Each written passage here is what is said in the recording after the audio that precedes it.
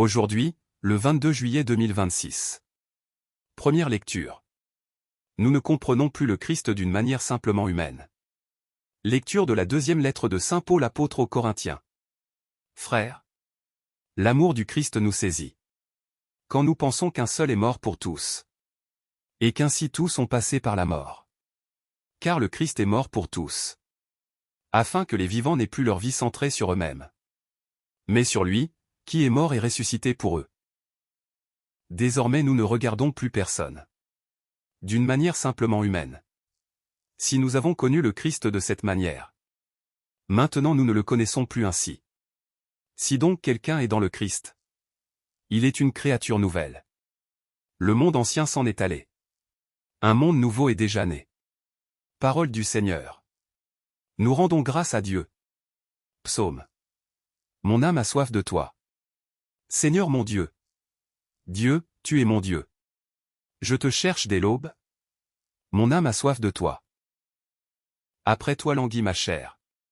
Terre aride, altérée, sans eau. Je t'ai contemplé au sanctuaire. J'ai vu ta force et ta gloire. Ton amour vaut mieux que la vie. Tu seras la louange de mes lèvres. Toute ma vie je vais te bénir. Lever les mains en invoquant ton nom. Comme par un festin je serai rassasié.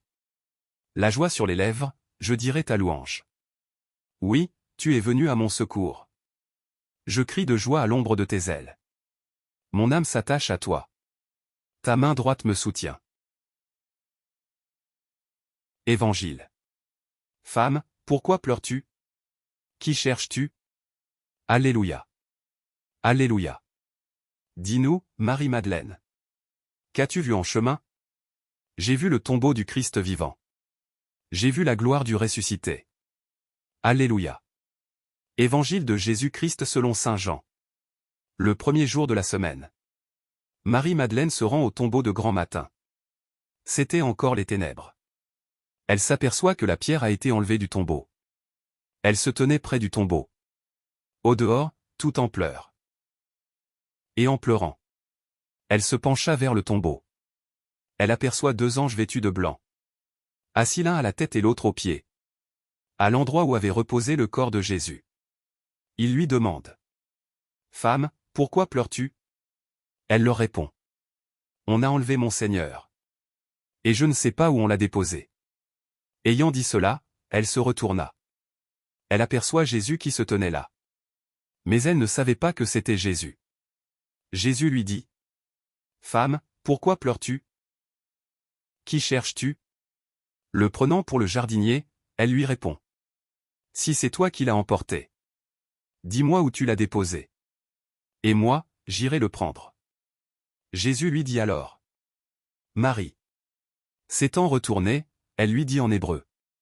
Rabouni. C'est-à-dire, maître. Jésus reprend. Ne me retiens pas. Car je ne suis pas encore monté vers le Père. Va trouver mes frères pour leur dire.